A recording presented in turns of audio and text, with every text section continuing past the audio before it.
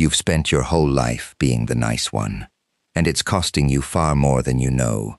You're the one who always says yes, the one who forgives fast, forgets faster, and swallows the frustration so nobody around you ever feels uncomfortable.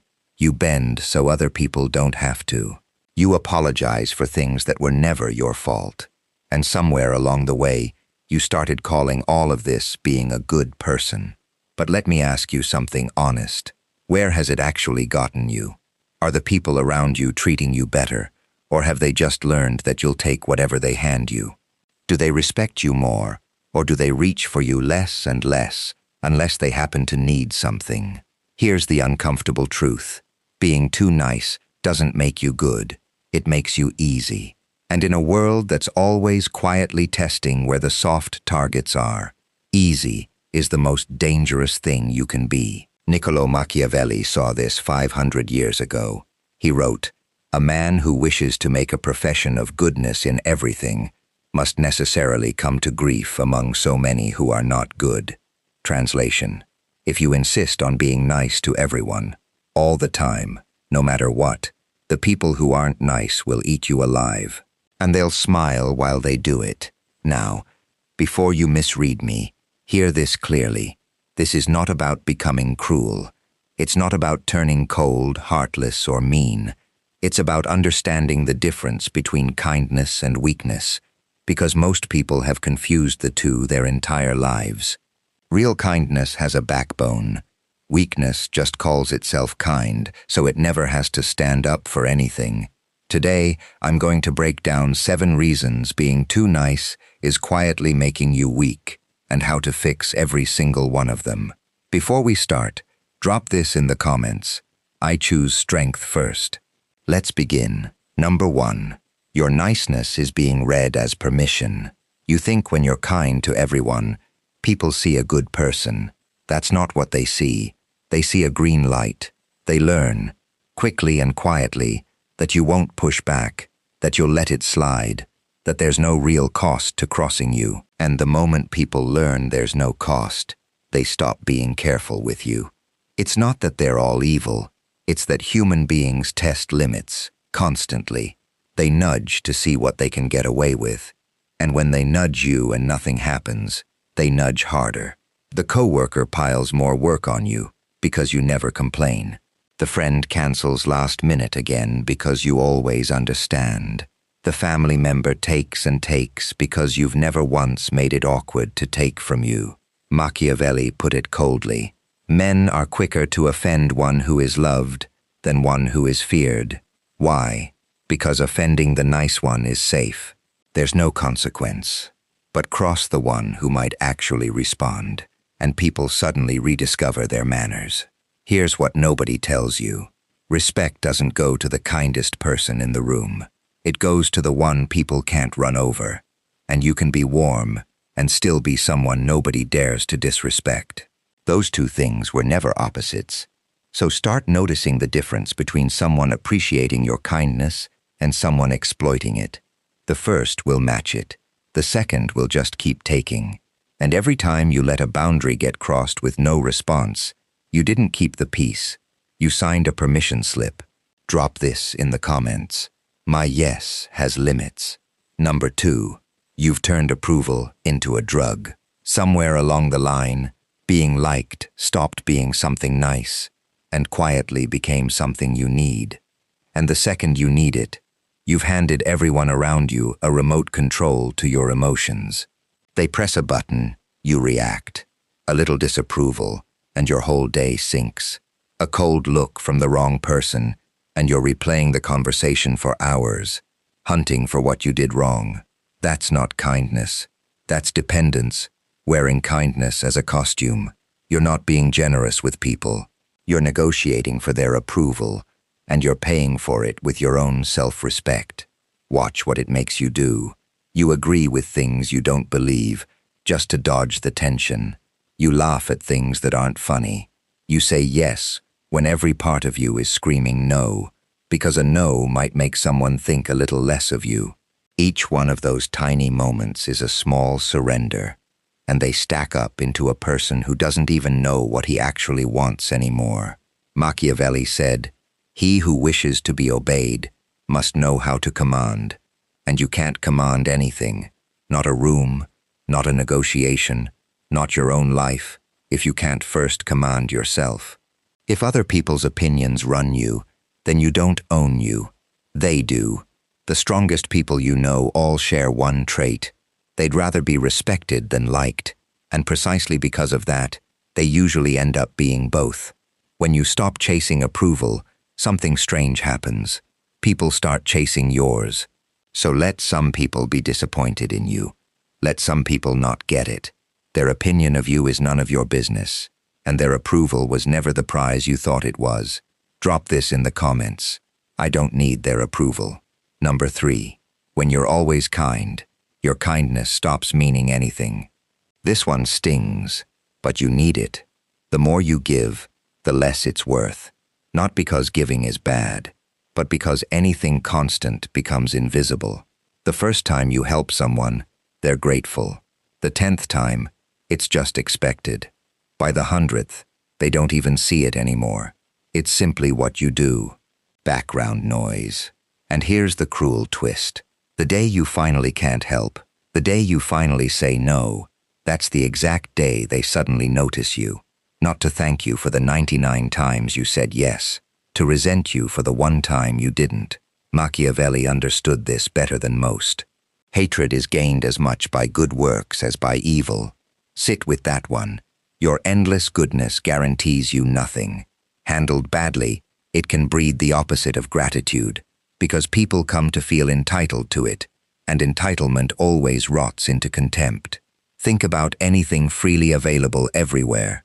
Air, water straight from the tap. We don't treasure it. We only notice it the moment it's gone. Make your kindness available on tap, and people will treat it exactly the same way. Something they're owed, never something they're lucky to have. The fix isn't to stop being kind. It's to stop being predictable with it. When your help is a little rarer, it instantly becomes more valuable. When people can't just assume your yes, they actually appreciate it when it comes. Scarcity creates worth. That's true for gold, and it's true for you.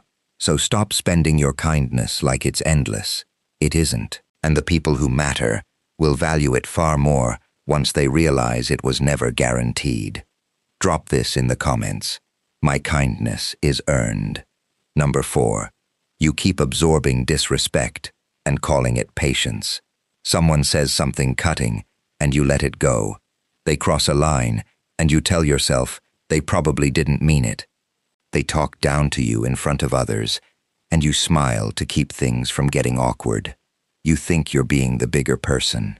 You think you're being mature. What you're actually doing is teaching everyone watching that you can be disrespected for free. Every time you absorb it in silence, the disrespect doesn't disappear. It becomes acceptable. You teach that person, and everyone around them, that this is simply how you're allowed to be treated. And people always drift back down to the level of treatment you accept. Machiavelli didn't sugarcoat human nature. Men are ungrateful, fickle, false, cowardly, and covetous, he wrote. He wasn't being bitter. He was being accurate. Most people will take exactly as much as you let them and give back exactly as little as they can. Leave the door open, and they'll walk right through it. Now, I'm not telling you to explode. Loud isn't strong. The strongest response to disrespect is usually calm, direct, and impossible to ignore. A steady look, a quiet, "Don't talk to me like that," a boundary said once, without anger and without apology. You don't need to win a shouting match. You need to make it clear there's a line, and that crossing it actually costs something. The peace you buy by swallowing disrespect was never peace. It's a slow surrender you make one insult at a time. Real peace comes from people knowing exactly where your edges are. Drop this in the comments. I don't absorb disrespect. Number 5. You apologize and explain for things you never owed. Listen to the way you talk. Sorry for bothering you. Sorry. Can I just ask something? Sorry. This is probably a dumb question. You apologize for taking up space. You over-explain every small decision like you're standing trial. You wrap your nose in 3 paragraphs of reasons, because a plain no feels too harsh to say. Here's what all of that actually does. Every unnecessary sorry, every nervous over-explanation sends the same quiet signal. I'm not sure I even have the right to want this. And people pick that signal up instantly. They don't do it on purpose. They just start treating you like someone who needs permission, because that's precisely how you're carrying yourself. Machiavelli knew perception runs everything. Everyone sees what you appear to be, few experience what you really are. If you appear unsure of your own right to be in the room, that's the version of you people respond to, no matter how capable you actually are underneath it all. Watch the difference. A weak no sounds like, "I'm so sorry. I really wish I could. It's just that things are kind of crazy right now. I hope that's okay." A strong no sounds like, "I can't take that on." That's the whole thing. No essay, no apology. And here's the wild part. The short version earns more respect, not less. You don't owe the world a justification for your boundaries. You don't owe anyone an apology for having needs, opinions, or a limit. Kill the reflex sorry. Kill the anxious over-explaining. Say what you mean in half the words, and let the silence after it carry the weight. Drop this in the comments. I owe no apology. Number 6. You give without limits and wonder why you're empty. You say yes to every favor. You lend the money. You give the ride. Cover the shift. Drop everything the second someone needs you. And you tell yourself, this is just who you are. This is your good heart. But look at the actual result. You're exhausted. You're quietly resentful. And the people you gave everything to somehow appreciate it less than the people you barely lift a finger for. That's not a coincidence. That's what happens when giving has no limits. Boundaryless generosity doesn't create gratitude. It creates entitlement. When someone can have all of you the instant they reach out, they stop seeing it as a gift and start seeing it as a right. And a right is something people get angry about losing, not thankful for having. Machiavelli even understood the timing of it. Benefits ought to be granted little by little, that they may be better enjoyed. Give it all at once, and it's swallowed whole and forgotten. Give with intention, at the right moments, and each gift actually lands. Think about the oxygen mask on a plane. They tell you to secure your own first, before helping anyone else. Not because you don't care about others, but because you're no use to a single soul if you've passed out. A drained person can't help anyone. He becomes the one who needs helping. Your endless giving doesn't make you strong. It slowly turns you into a burden wearing a saint's mask. So protect your resources like they matter, because they do. Give to the people who pour back into you, not just the ones who drink from you. Kindness with a limit isn't selfish. It's the only kind that survives. Drop this in the comments. I give with boundaries. Number 7. Real strength is being able to be ruthless and choosing kindness anyway. This is the one that ties everything together, so don't miss it. The problem was never your kindness. The problem is that your kindness has nothing standing behind it. When being nice is the only move you've got, it isn't a virtue, it's a limitation. You're not choosing to be gentle, you just don't know how to be anything else. Everything changes the moment you become capable of more. When people know you could push back, could say no, could walk away, could make it cost them, and you still choose to be kind, your kindness suddenly carries weight. Now it's a decision, not a default. The exact same warmth from someone who has teeth hits completely differently than the warmth of someone who has none. Machiavelli painted the perfect picture. The lion cannot protect himself from traps, and the fox cannot defend himself from wolves. One must be a fox to recognize traps, and a lion to frighten wolves. You need both, the softness and the strength, the heart and the edge. One without the other gets you destroyed. So here's the goal: not to become cold, not to become the very kind of person who used to walk all over you. The goal is to become someone fully capable of standing up, firing back, and shutting it down, who chooses patience and warmth because he wants to, not because he's terrified of the alternative. That's the person nobody takes advantage of. Kind, but never weak.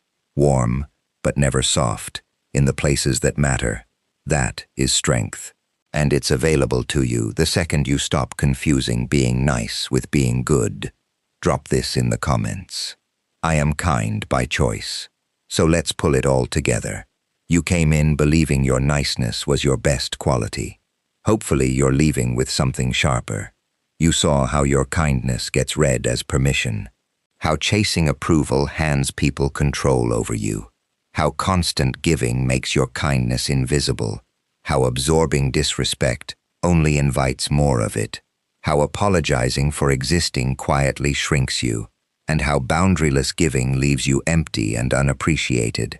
And finally, you learned the real fix. Not less heart. More backbone behind it. But knowing all of this changes nothing if you walk away and slide right back into being everyone's doormat by tomorrow afternoon. So here's your challenge for the week.